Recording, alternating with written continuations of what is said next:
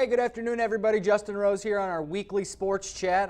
Max White joining me back on the ones and twos, if you will. What's up, Maxwell? How you doing, bud? Good weekend for you? Absolutely. You know, we should just have you come sit over here. You know, right here. I gotta run the board. Run the board? Yeah, I gotta run the board. People need to see what Maxwell White looks like. Just saying. I like the He's a beaut. mystery. He's a beaut. The mystery voice that is Maxwell White. Well, if this is your first time joining us, welcome to the program. Over the next hour, Maxwell and I will be taking your comments, questions.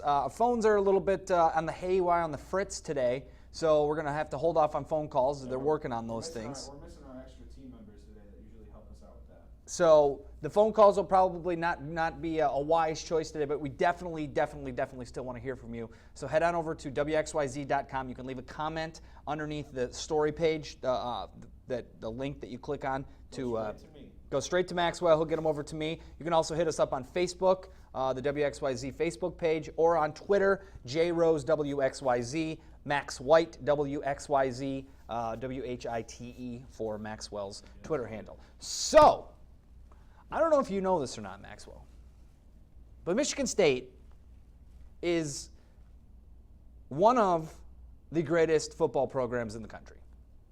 Yeah, they are. And that conversation is fact. Yep. That's what it is. And no one can deny what Mark D'Antonio has done and built, which is a monster in East Lansing. 11 wins, 5 of the last 6 years. There'll be a Mark D'Antonio statue. There will be. Absolutely. They're one win away from entering the second college football playoff, which is something that no one really thought was going to be possible once this team started playing games in the beginning of the season. But here they are, still standing tall, still standing strong. And in my personal belief, I've watched a ton of football from all the conferences, all these big games, all these top 10 matchups between all these different teams from other conferences who likely will get a spot in the college football playoff as well. And there is not a team in the country playing with as much confidence and as much poise and as much aggression and fundamentally sound football as the Michigan State Spartans. End of story. I don't care if you're Alabama. They have a ton of talent. As a team, they're not playing as well as Michigan State is right now. I don't care about Clemson. They're playing well. They have a lot of talent, but they're not playing as good as the Michigan State Spartans are. I don't care about Iowa. I mean, Nebraska's a tough place to play. Michigan State fans know that all too well. But they're still not clicking on all of the cylinders that Michigan State is clicking on at this point in the season. Mark D'Antonio has continually made progress from the beginning of the season until the end of the season, which is why his teams end up playing 4 championships, whether they win or lose them, over the last 6 years. The Big Ten championship game has been around for 5 years now. This will be the 5th year. Michigan State has played, or will play, in 3 of the 5. That's consistent, constant success. They win games when not a lot of people think they should win games. Consistent, constant success. They beat the teams that they shouldn't beat. Consistent, constant success. They don't have letdowns. Maybe the Nebraska game can be considered that, but that is one game in like the past 70 that they've let down and lost to an inferior opponent. I mean, isn't Connor Cook tied for the he's tied for the most wins in Michigan State as a quarterback. He already has him. He's the all-time winningest quarterback. Oh, did the win on Saturday give it to him? He had it before. Oh, okay. Maryland game. I thought they were talking about it on the broadcast. But he came back, and that was a big question mark. Would Connor Cook even play in that game? Should they need him to play in that game? And he came back in, 7 incompletions. I think it was 19 of 26, a couple hundred yards, 3 touchdown passes, and he looked good. And you know why he looked good? Because that offensive line, he didn't get touched once. Penn State had led the Big Ten in sacks. He didn't get touched once. No knockdowns, 1 QB hurry, no sacks. Yeah, Connor Cook, 19 of 26, 248 yards and 3 touchdowns, 86.7 quarterback rating. He's fantastic. And this team's fantastic. Well, and then the offensive line on the other, they did a great job protecting Connor Cook, but they also opened up holes for the running game. I mean, you had, over 100 yards running combined between 3 rushers. It was a great game by Michigan State. That was the game Michigan State needed to play all year long. And it happened at the right time. Because if you blow out Western Michigan in the first week of the season, it's forgotten by now. If you blow out Air Force, it's kind of forgotten by now. Central, all of those games that they won closer, maybe didn't win by as much as the spread would have liked, that doesn't matter at this point in the game. I want to make sure that everybody understands we will eventually talk about the game and what Michigan's season has meant to Michigan fans. And I don't think that they had a bad season by any stretch of the imagination, but I'm not going to go so far as say they had a great season, and we'll get to that probably around 12:55. But for the next 20 minutes, we have to talk about this looming Big Ten matchup and what it means for the program of Michigan State and how I think that Michigan State has an inside track on playing for a national championship this year. And that, I mean, the championship game, not just the playoff. I think that they can go as far as the championship game. So again, get your tweets in right now. Hit us up on Facebook as well. JRose WXYZ, Max White WXYZ, or leave a comment on the homepage at WXYZ.com. Here's where I want to start on this one today. Looking at Iowa and the matchup that it is. Iowa's an undefeated team. And look, that in this day and age, there's only two undefeated teams left in the country, Clemson and Iowa. Alabama lost the game. Oklahoma lost the game. Michigan State lost the game. Ohio State lost the game.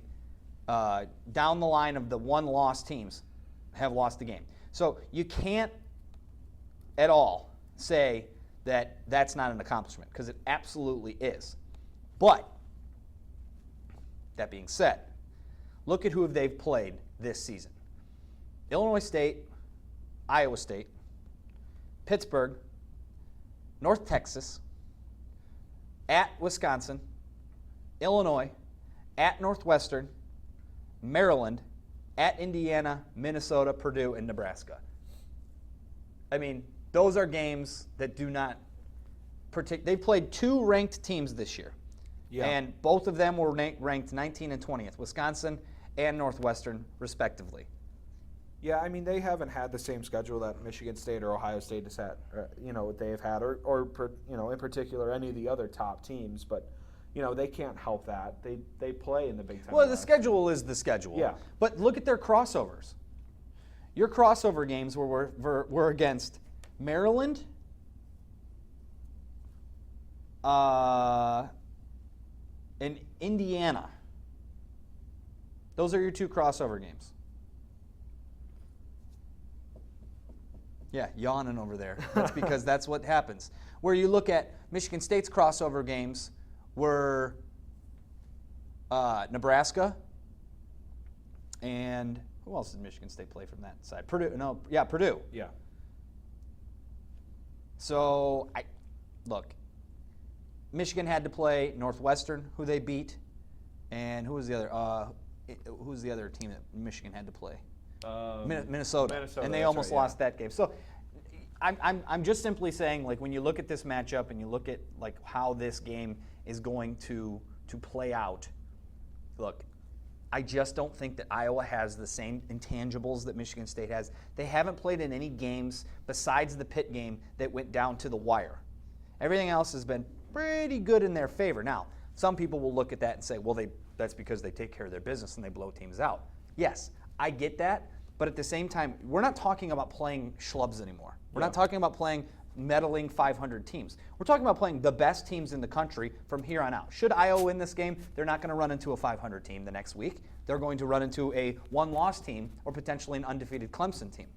You're playing with the big boys now, and Iowa has not shown a whole lot of, late game punch. They haven't been punched in the mouth. No, let me put it that way. Whereas this Michigan State team has continually put themselves in situations where they've had to climb back. And that's an intangible that I don't think a lot of people put enough credit into, because, look, everyone starts out 0-0. Everyone has the same amount of players on the field. And you go out there and you have to impose your will. And sometimes it goes against you, and sometimes it goes your way. For an Iowa team to go out there and basically impose their will and not have anybody punch them back, that's good for them. But at the same time, now you're playing against the big boys who can swing and take one. And Michigan State has been seasoned in that all season long, back to the first game of the year when they had all those kick returns go back against them from Western. You had to re-galvanize themselves and not let the big play put them down. I don't know if Iowa is going to be able to, if Michigan State gets out early in this game, I don't know if Iowa's going to have the fight to get back into it. And I think that is a huge key going into the Big Ten championship game. Well, and I think Michigan State had their best game, that they needed to have going into this season, or going into the Big Ten championship game. They absolutely. want to ride that momentum high going into the Big Ten championship game and then see where it goes from there. Now, do you think Iowa's deserved? I think that's how I would say it. Deserving. There we go. Deserving of the fourth spot. Right now, yeah, they're undefeated. Okay, but again, you got to remember the rankings come out week to week based upon like how they feel that week. Obviously, when the rankings come out tomorrow, Iowa probably would. I think Michigan State jumps Iowa for the fourth spot. Do you really? Yeah. I mean, I think they should. I just don't know if they will. I think that well, again, it doesn't matter. The winner of this game gets that spot. Yeah. That's the end of that story. Like Oklahoma's going to stay where they are at 3. Yeah, Alabama's going to stay 2, and Clemson's going to stay number 1. I don't see any of those things happening, changing the top 3. But you still have Iowa at 4, Michigan State at 5. I mean, you probably have Ohio State. If the committee is going by how teams are playing at this stage, because every week is an evolution. Yeah. That's why teams ebb and flow in the college football playoff rankings. Based upon what we saw this past weekend, there's absolutely no doubt in my mind that Iowa, Michigan State, and Ohio State will be 4, 5, and 6 in no particular order. Now, Ohio State will not jump up to 4. No. But Iowa and Michigan State are sitting there at 4 and 5. And the committee could say, well, Michigan State was very dominant on both sides of the ball, all phases of the game in reality, and they took care of their business and just smashed a Penn State team that's a bowl team. Iowa, on the other hand, went to Lincoln, where Michigan State had lost, to be fair, but only put up an 8-point victory. And while that game was never really in jeopardy for Iowa, that wasn't as convincing as a performance, well-rounded as Michigan State's was over Penn State. And that was a 5-win Nebraska team. So if you're saying, well, who's playing better football at this point? A team that beat a 7-win team or a team that beat a 5-win team? The committee could, in all reality, swap those two for this week. I don't know if they will. I wouldn't have any problem if they did, and I wouldn't have any problem if they didn't, because we all know what is on the line in Indianapolis Saturday at 8 o'clock. Win, and you're in. You want to have some fun real quick? Well, yeah, I want to have some fun. Say Clemson loses to North Carolina on Saturday, which could happen. Very good. And say Alabama loses to Florida. Uh-huh. I mean, you could have an Ohio State-Michigan State rematch in the college football playoff. You could. And I think that would happen if both those teams lose. If both those teams have to lose. If both those teams lose, I got to pull up and we're gonna and we want to hear from you as well. Get on the Twitter. Hit me at JRoseWXYZ with your thoughts on this one as well, because I honestly think that if that scenario plays out, the top 4 would look like this. Let me look at your page real quick. Oklahoma would move up to Oklahoma. Well, actually, no. This is what would happen if both of those teams lose. The winner of the Iowa-Michigan State game would be number 1. Because you'd have a 12-1 Michigan State or a 13-0 Iowa team. That would be the number 1 team going into the college football playoff. Wow, can you imagine if Iowa is the number 1 team? Pull that screen back up. Sorry. That's okay. Number 2 would be Oklahoma. I don't think Oklahoma would be penalized for not playing the last week of the season. They are the Big 12 champs. They're already in the top 4. I think that they would elevate up to number 2. Ohio State's going to jump Notre Dame and Baylor this week. Notre Dame's going to drop off. Yeah. So Baylor is going to drop off. They lost. So here's where it gets funny, because I honestly believe that Ohio State and Stanford, if they win the Pac-12 title game over USC, would get the 4th spot. So you would have Michigan State, Stanford, 1 versus 4, and you would have Oklahoma, Ohio State, 2 versus 3, and then the winners would play each other in the championship game. So you could potentially have an Ohio State, Michigan State national championship game, and give me a healthy Connor Cook against that against that front, that they've shown that they know how to stop Ohio State's offense, woo, that would be a good one, wouldn't it? It'd be fun, and it would be so good for the conference. It'd be great for the conference. That's just, hey SEC, where's your team in the college football playoff? Oh, we have 2 teams in the championship game.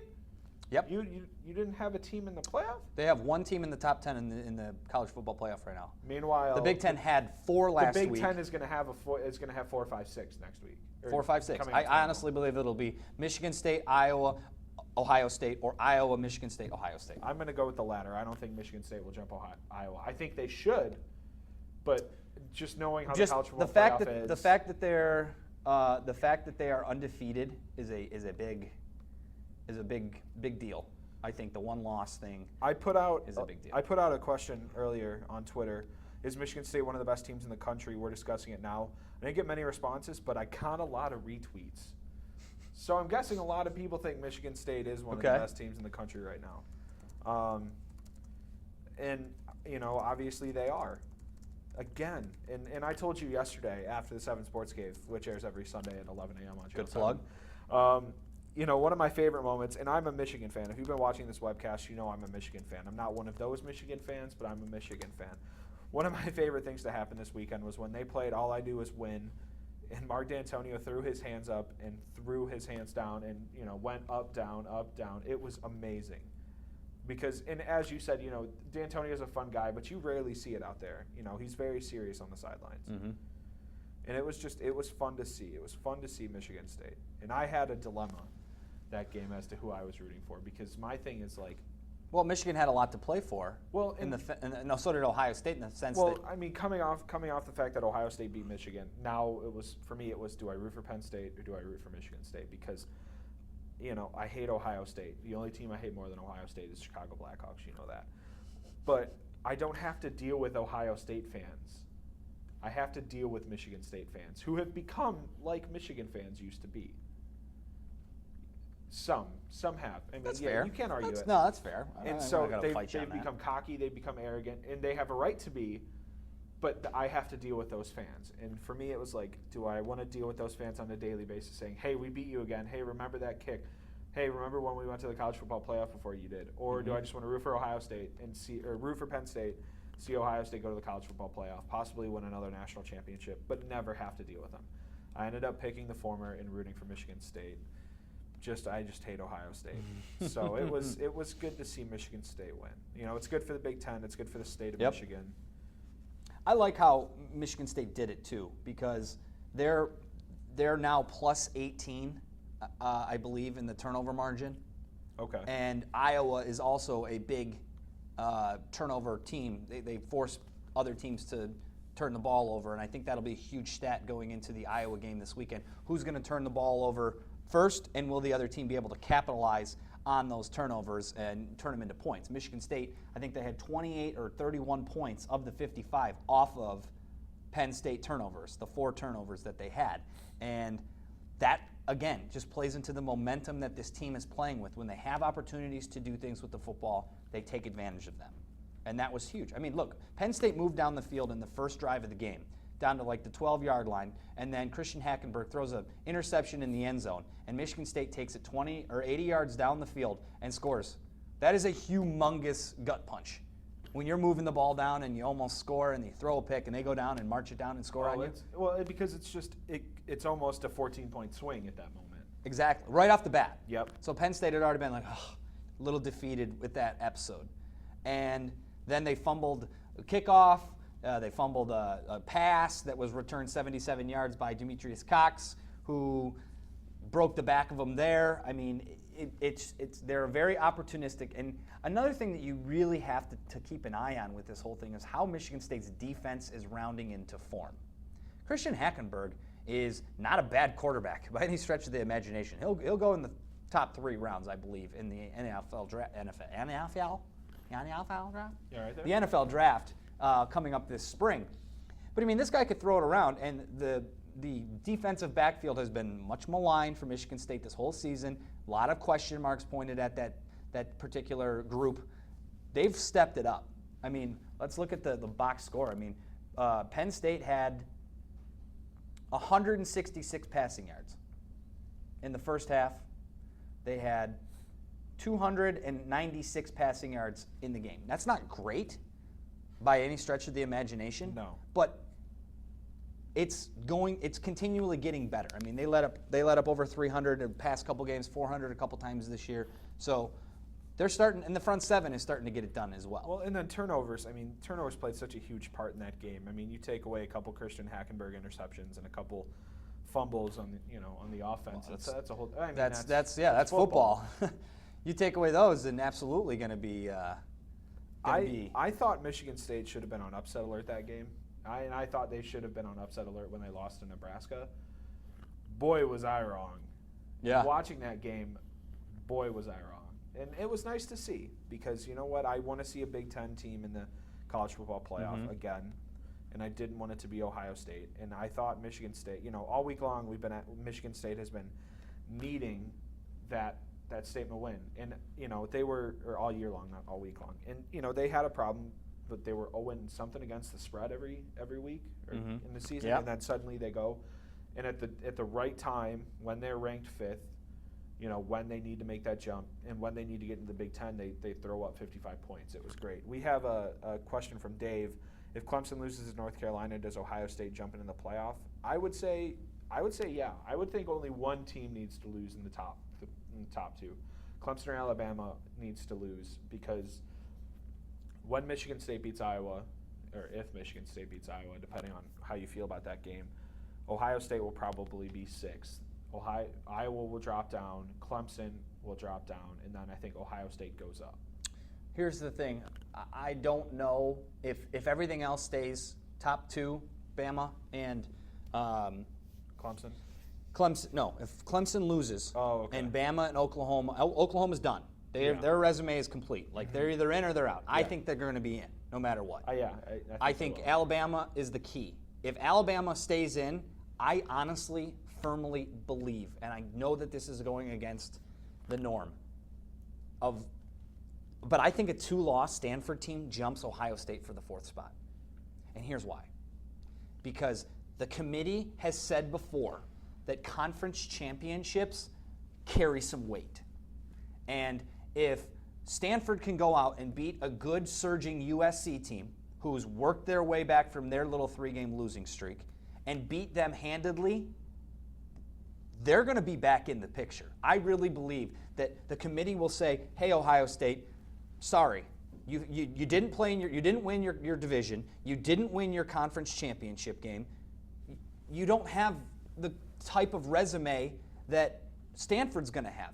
Because, again, Stanford will have lost to a Northwestern team that's going to finish in the top 15 of the college football playoff rankings and an Oregon team that's going to finish in the top 15 of the college football rankings. So your 2 losses are to top 15 teams, and if I'm not mistaken, both of them are on the road. But Ohio State has 1 loss to a team that's going to be in the college football playoff. That's what they're good. But if they're Pac-12 champions, and then you're just saying Ohio State, Pac-12 champions, now Big Ten East Division runner-up. The committee has said they do take into account conference championships, but then, I don't think they've come out and said this, but don't you also think they're going to be like, oh, it's Ohio State, they were here last year? No, they're not supposed to. But that's where I think that the committee is starting to sway away from that, because remember the talk after Michigan State beat Ohio State was, well, Ohio State was running on last year's, glory, if you will. They were only ranked unanimously number 1 because of last year's glory. Yeah. But they hadn't proved it on the field week in and week out that they were the number 1 team in the country. After that Virginia Tech game, which they did look like the number 1 team in the country, it kind of fell to the wayside a little bit. Like they won games, but they weren't winning them convincingly. The quarterback controversy was crazy. The defense wasn't as good. Look, they had a great game against Michigan. The game plan was perfect, and Michigan couldn't stop anything. Michigan was depleted up front, though. They'll look at that. Michigan, the committee will have to look at that. I mean, Michigan had 3 of their top 4 defensive linemen out of the game. So I just think that the conference champion, it's something to keep an eye on. I'm not saying it's definitely going to happen, but I definitely think that that's going to be something, especially if Clemson were to lose to North Carolina. to drop them out of the equation. Now, that also brings to the point, could North Carolina potentially jump up and get into the playoff? Because they would be the ACC champion, and they would have one loss from week 1 against South Carolina. Mm-hmm. You have to put them into discussion. It's going to be interesting to see where North Carolina falls when the rankings come out, because I think they were, 14th last year or last week? Who? Yeah, 14th. So North Carolina will be 14th. And let me look up the rankings here. I mean, North Carolina could beat UNC. North Carolina was 14th. North Carolina was 8th in both the AP and the coaches. They were 14th in the college football playoff. Now, they'll move up this week. And you've got some teams that are moving out. Michigan's moving out. Oh wait, no, they're 8th now. These are the new rankings. What are you talking about, AP? Yeah, AP and coaches poll are out. North Carolina is now 8th. So if North Carolina moves up to 7, they're right. Maybe they're right behind Ohio State at 7, and then that's 7 versus 1 in the ACC championship game. That may be a play-in game for the ACC. Yep. And I think that they would take a one-loss North Carolina, who beat the number 1 team in the country that was number 1 pretty much all season long, in the conference title game. They might get that 4th spot over the Pac-12 champion, Stanford, with 2 losses. Well, and I think I that's still fair think enough. that Ohio State, if you're an Ohio State fan, you've got to be hoping for a lot of things to go your way. You need upset. You need the chaos theory to get Ohio State in, because Ohio State is done. They can no longer go out on a field and prove anything to anybody as far as getting into the playoff. No, they got to hope for everybody else. They have to hope for everybody else to lose. But so, I mean, from what I've seen when the college football playoff started coming out a few weeks ago, they've always been a little lower than the AP poll. The AP poll has always ranked teams higher. So do you think UNC jumped 6 spots? Well, let's look at it. to Notre 8? Dame, out. Yeah. They're out of the top 10. You really think so? Oh, yeah. They lost to a top 10 team, though. They're out. Okay. You lose, you're out. Okay. Drop down. I think that, well, it's got it right here. They got the AP and the coaches have them both at 8th. So they've already passed over Baylor. They've already passed over Notre Dame. They've already passed over TCU. So here's who you're going to lose from the top 10. You're going to lose Notre Dame. You're going to lose Baylor. You're going to lose Michigan. There's 3 spots. Oklahoma State at 11.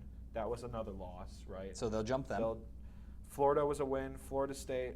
You know what? Yeah, I think they'll be jump 8. into the top 10. I think they'll be 8, and depending on if they value North Carolina's win ahead of over North Carolina State over Stanford, they could be as high as 7. I don't think they'll be any higher than 7.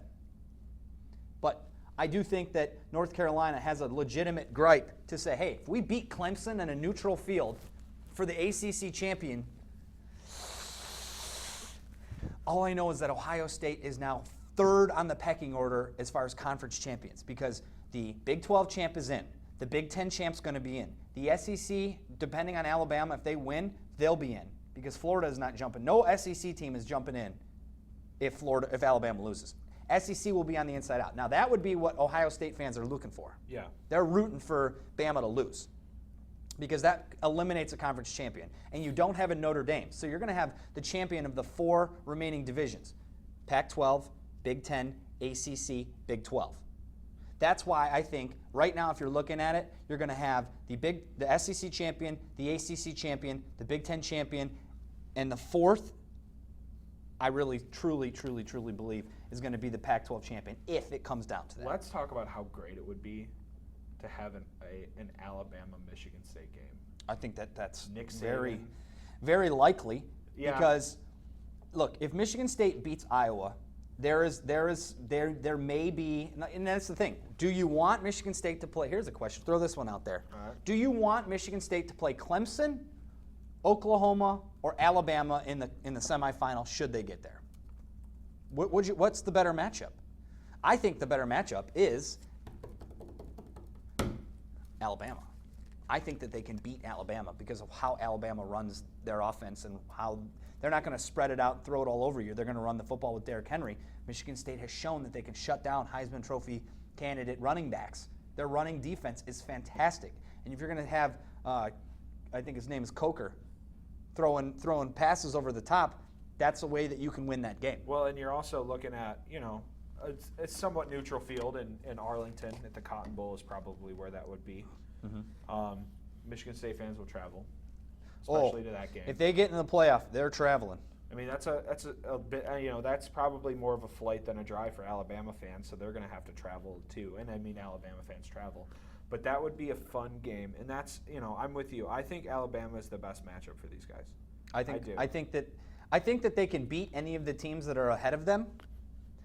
But that Oklahoma offense gives me the heebie-jeebies a little bit. I think if Michigan State gets another win, and I don't even think it needs to be as bad as it was over Penn State, but if they put up a lot of points, play really well against Iowa, I think they jump to number 3. Why? And as you said earlier, because the conference takes into account conference championships. Oklahoma doesn't have a conference championship. They just play 12 games. Yep. Now, the top 3 teams would all be conference champions, whether it's Clemson. If Clemson and Alabama win, both conference champions, and then Michigan State is a Big Ten champion. I could also see, depending on what happens in the SEC game, Michigan State jumping up to number 2 if Bama doesn't play well enough. Yeah. I mean, getting in is all that matters. I think you look at what Ohio State did last year. Being the 4 seed isn't necessarily detrimental to playing the 1 seed because I don't think any of the top 3 teams are like that super dominant. I know everyone's like loving on Clemson, but I just let me look at Clemson's like who they've played, what they've done. I mean, they beat Notre Dame. That was a big win for them. Yeah, but they've only played 2 ranked opponents all year. They are just like Iowa in the sense that they haven't really been smacked in the mouth. Look at they played Wofford 49-10, Appalachian State 41-10, Louisville close win 20-17. They played just on Saturday. It was a close win over a 3-9 South Carolina team. I think that team is primed for an upset, but again, it depends on who you get because if you would have given me Ohio State's performance against Michigan this past weekend against Michigan State, I don't know if Michigan State wins that game, especially without Connor Cook. But you didn't get that. Now, again, it's two-way street. Ohio State didn't do the things that they want to do, but Michigan State also stopped them from doing the things that they did want to do. So Michigan State did win that game. Ohio State did not lose that game. But the game plan there was a little bit different. So it all depends on the matchup. It all depends on how the game plan comes in and how the coaches call it and the players execute it. Well, and that game, that Clemson-North Carolina game is going to be in Charlotte. So, more of a home game for North Carolina than for Clemson, though. No, never mind. I was thinking of South Carolina, not Clemson. So it'll be interesting. It'll be a fun game to watch. This is going to be a fun weekend, and it always is. The championship weekend. Championship game is the best. Weekend. It's the best. All right, let's switch gears. Let's talk a little bit about the game. We can't go talking too far without that because it is still. I mean, this year again, for the first time since 2007, it had top 10 ramifications, and Michigan. I thought, honestly, going into that game that they were going to win that game by 10 points. I just thought that they were catching Ohio State at the right time after that loss, kind of a gut punch. The coaches getting called out by the players. And, it worked. The coaches getting called out by the players apparently worked. And they figured out how to run the ball. Ezekiel Elliott, 214 yards, 2 touchdowns on 30 carries. What about J.T. Barrett? He had 4 combined touchdowns. Yeah, 3 touchdowns rushing, 1 touchdown passing. And all this to me really, really means is look, Michigan had a good season. They didn't have a great season. And you know why they didn't have a great season? It's because they didn't perform in the top 3 games that they needed to. Now, they did perform in the Michigan State game. They just didn't win it. So you lose on the road at Utah, which was billed as a good non-conference game. Yeah. You didn't win against Michigan State because of the last play. Call it whatever you want. Michigan State won the game. They made the play. And then they got just spanked by Ohio State. And I think that at the beginning of the season, if you try to search back way, how you felt about Michigan going into the season, if I were to tell you back then, hey, you're going to go 9-3, but you're going to lose the 3 biggest games you have all season, would you consider that a success? I guarantee 90% of you out there are going, yes, I will take that. Well, see, my thing was, and I told a few people this weekend, but I predicted them to go 9-3 at the beginning of the season. Now, that was because I'm a Michigan fan. If I was a non-Michigan fan and going to be realistic about it, I would have said 7-5. So I would consider 9-3 a success because why? It's the first season under Jim Harbaugh.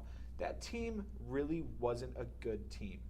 Okay, I'm sorry. I'll take that back. They were a good team, but there wasn't anything special about that team. No. There was bits and pieces. Look, the fact that Jim Harbaugh squeezed every ounce of talent out of the guys that he had shows you that that place is going to be very good very soon.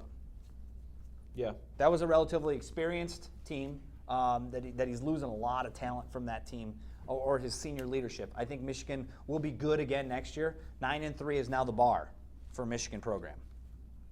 If this is what he can do under year one, Jim Harbaugh should not slip.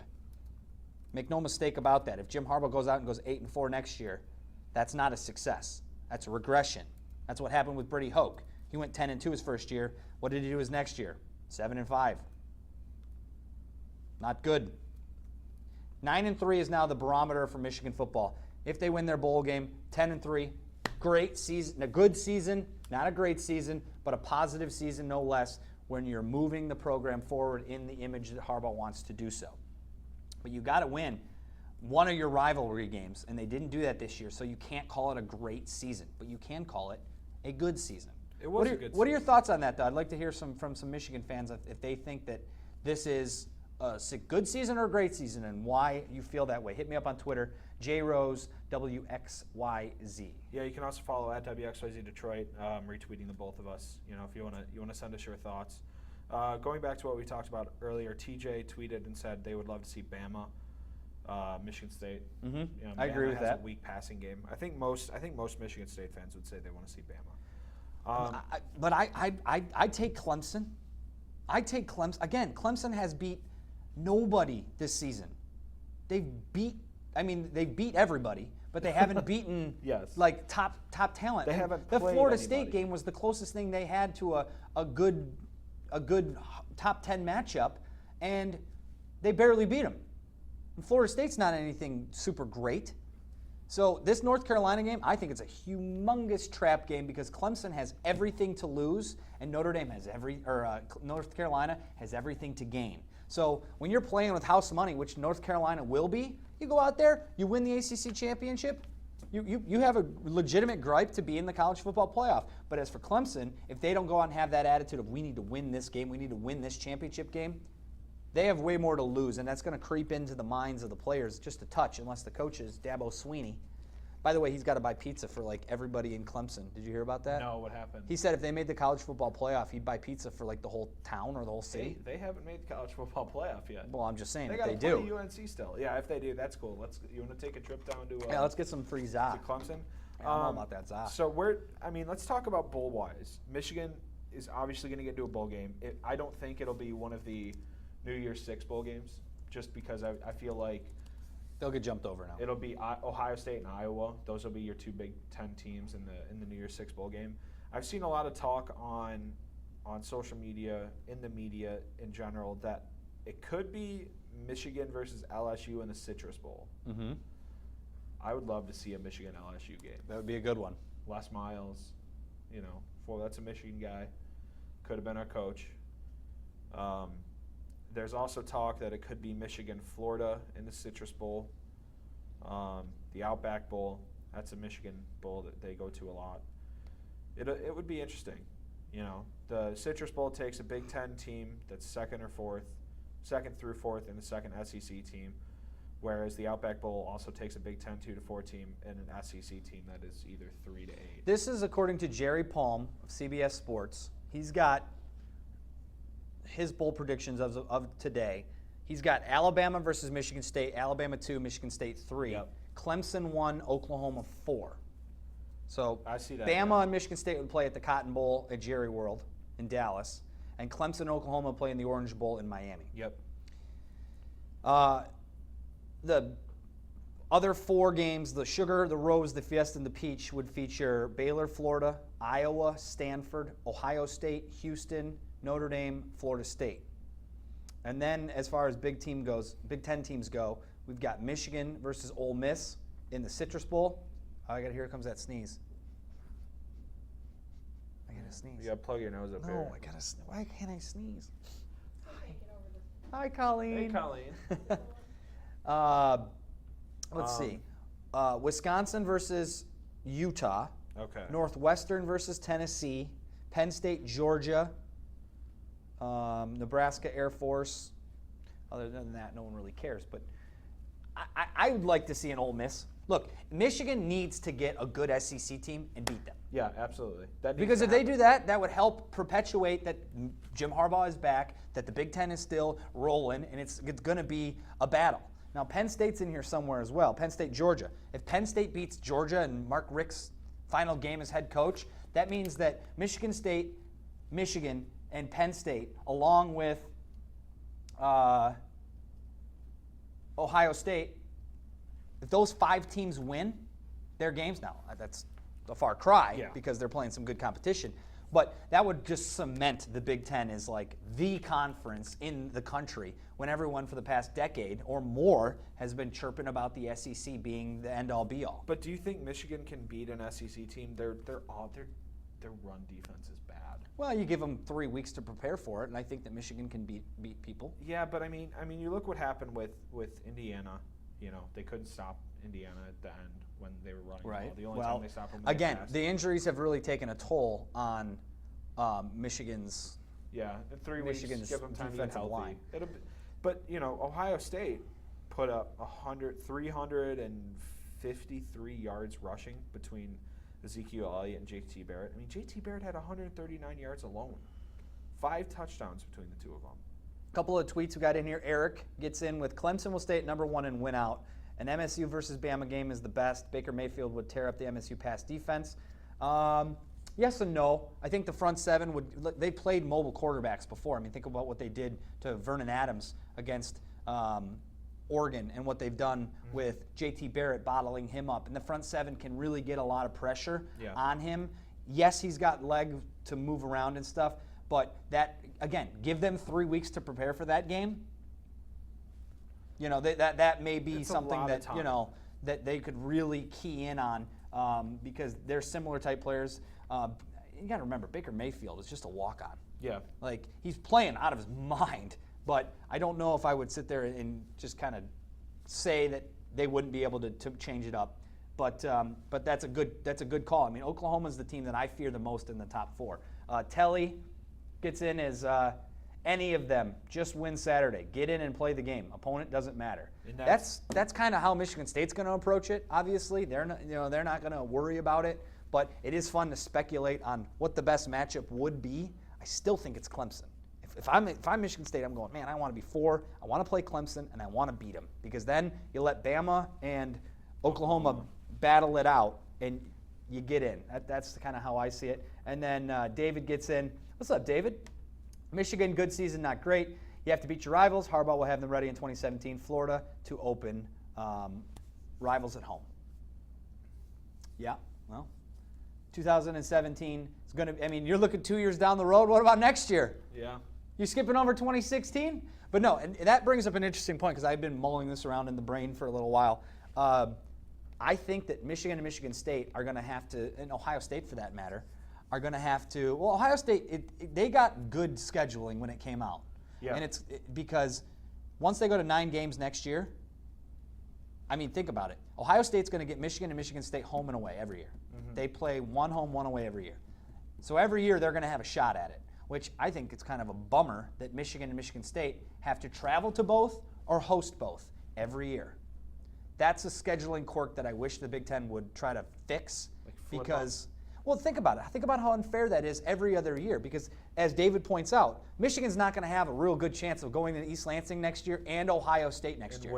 And winning both games. Yeah. Now, does it set up well for Michigan State next year? Yeah, because they get Michigan at home. They get Ohio State at home. Yeah. But then the next year, in 2017, Michigan's going to have the advantage of home against State, home against Ohio State, whereas Michigan State will once again have to do what they did this year, go on the road to both and win both. So you almost have to try to recruit. And they would never admit this out loud, but in my mind, if I'm a coach, I'm going, well, here's the deal. We need to really stock up and get ready for the home years. Those are going to be the best chance, schedule-wise, for us to have the opportunity to go back to a college football playoff. So for Michigan State, win now while you can, but think about next year too because we got both those guys at home. Yeah. So 2017, maybe you don't have as good of a chance, But again, look what Michigan State did this year. They didn't care about that. They went on both, and they home won it field, both. Home field matters. But home field does matter. You can't ignore it. No, so it does. at the same time, 2017 for Michigan State is going to be a tough sled, just like 2015 was. Now they got it done this year. They probably won't win both of those games in 2017. They could, but if I'm sitting here today not even knowing who the starting quarterback is, I'm not gonna go crazy for that. Yeah. You want to talk Lions? Yeah, 15 minutes left in the webcast. Thanks for the tweets. We have some more coming on in at JRose WXYZ and Max White WXYZ as well. We're going to switch gears to the Lions a little bit, and I kind of beat a dead horse with this one a little bit, but Lions fans, please keep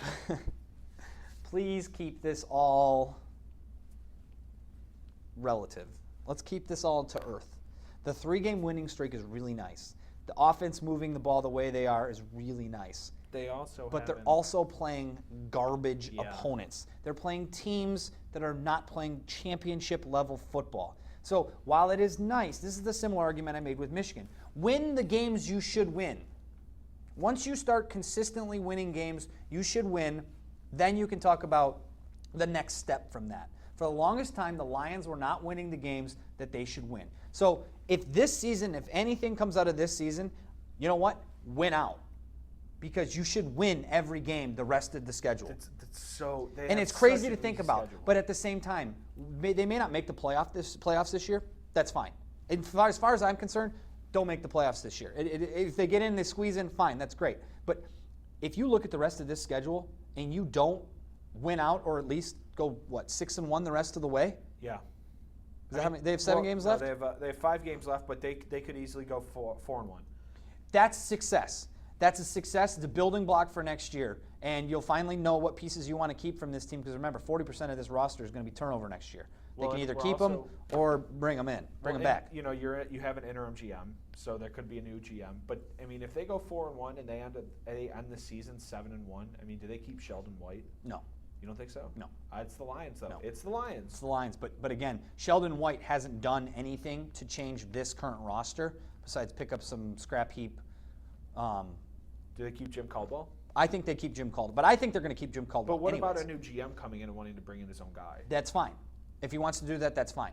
But if he comes in and he says, I don't really care who my head coach is, as long as he can coach these guys up, Jim Caldwell would do a very good service for himself going 4-1, 5-0 down the stretch. Here's the rest of the schedule. This Thursday, home against Green Bay. Well, he should win that game. Yep, Green it's a Bay's home playing game. very poor. Yep. Then they have 10 days because it's a Thursday night game. So then they play next Sunday at St. Louis, which is a winnable game. Winnable game. It'll be interesting to see how the run defense slows down Gurley. Monday Night Football at New Orleans. You'll be there. I will be there for that game. That's we have a big special that night. Easy game to win, I think. You could win that game. Absolutely. You know, it's on the road, but New Orleans is bad. That's a bad football team. We're talking about bad football teams. So there's no juggernaut they're playing the rest of the way. And again, guys, don't be misconstrued by the fact that the Lions are winning games against bad teams. That doesn't make the Lions a world beater. Put them against a team that's going to be in the playoffs, and then you see their true colors. Maybe they have changed. But until they can get to that point, I need to see them win consistently against lesser opponents. It is the NFL, so there's no real such thing as a lesser opponent, but none of these teams should scare you. It shouldn't scare me. It shouldn't scare the team. They should go out there and handle their business and win down the stretch. Well, and you know what? Here's the thing. The offense is playing so much better, and I think it does have to do with Jim Bob Cooter. I think what's his name? Joe Lombardi was a conservative play caller. He didn't, and this, you saw this a lot with him not wanting to take shots downfield, but to the guy you take down shots downfield with, Calvin Johnson.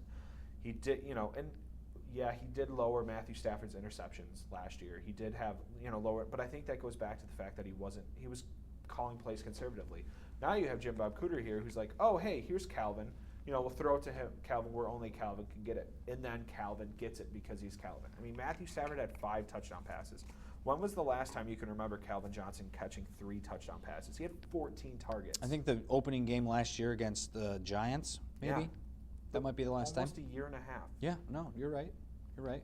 Stafford goes 27 for 38. Now, I mean, that's not a lot of attempts for Matthew Stafford. It's a lot of attempts, but it's not a lot compared to how often he throws. 337 yards, 5 touchdowns. He was only sacked twice. The offensive line played better. But again, it was Philadelphia, and Mark Sanchez is the quarterback. What's that face for? Very interesting. Got followed by Krampus in Detroit. Oh, that's that movie that's coming out. Well, yeah, it's not. It's actually based on folklore, though, like German folklore from European folklore. It added me to the list. Krampus Detroit, check for naughtiness. Something you're not telling us, Justin Rose. I got added. You remember a couple months ago there was Creepy, the dude. devil statue, Babtet. Hold on. Oh, that's good. Shout out to Not PC. He said Clemson kick some booty and get it over with, but first beat Iowa.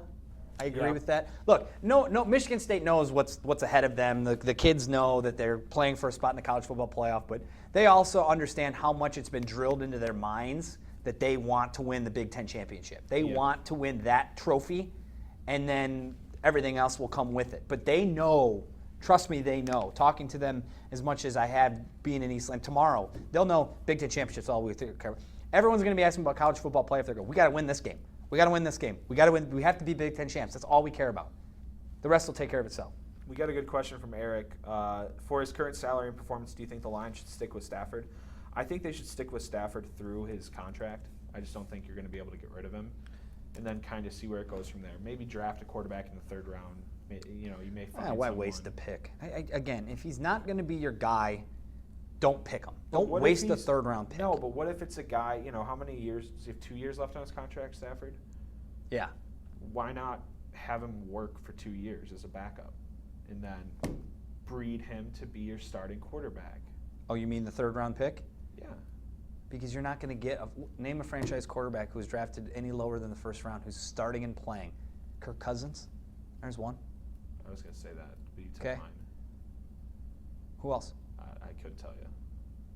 You get your quarterback from the first round. Is Derek Carr in second round? Might have been a third-round pick. I'm going to find it before you. Second round. Second round. Okay. So second-round pick. You got Landry Jones, who was a third-round pick in Pittsburgh. He ain't doing it. No.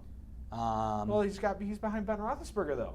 But that my point is when he has to come in, he's not performing. Okay, fair enough. And you're not you don't build your team around a franchise quarterback you got in the 4th or 5th round, unless you're Tom Brady, which is that's once what I'm in saying. What if you find your Oh Tom? God, here we go. I'm kidding. You know what? Let's go to the gas station and buy $100 scratch-offs and see how much money we win. Tom Brady is a once and ever player. Yes. So why are you trying to say, hey guys? Did you see that coat he we're gonna walked go in with yesterday? No. Oh, that guy's. That's a I was NFL free yesterday, like the whole day. It was crazy.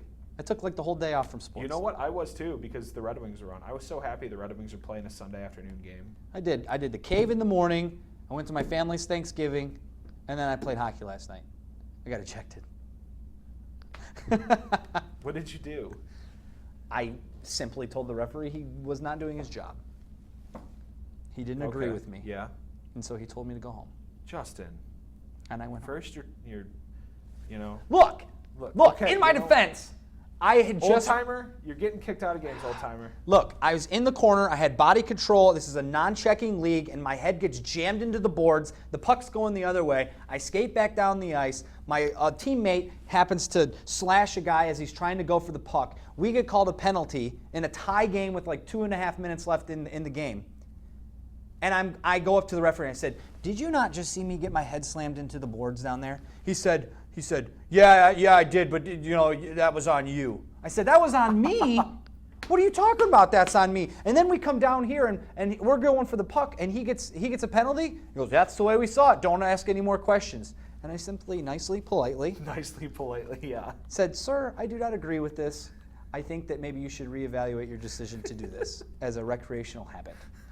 And I can't believe that with that tone of voice, he told me to go home. It was very, very rude. It's totally rude. Very, very rude. All right, 5 minutes left in the in the sportscast. I wish I could always have arguments like, "Well, sir, I disagree with your current situation." I feel that's how British people have arguments. I know, right? Tigers made a big trade. Not trade. Yes. Big signing yesterday. Yeah, Zimmerman. Jordan Zimmerman. It's a 29-year-old pitcher. Uh-huh. What's he, number 2 or number 3 In Washington, I mean, if he's number 3, it's because he's behind Max Scherzer and Gio Benitez. Does he pitch in Washington? I don't know Washington's roster better than I know the Tigers roster. Okay. But here's the thing.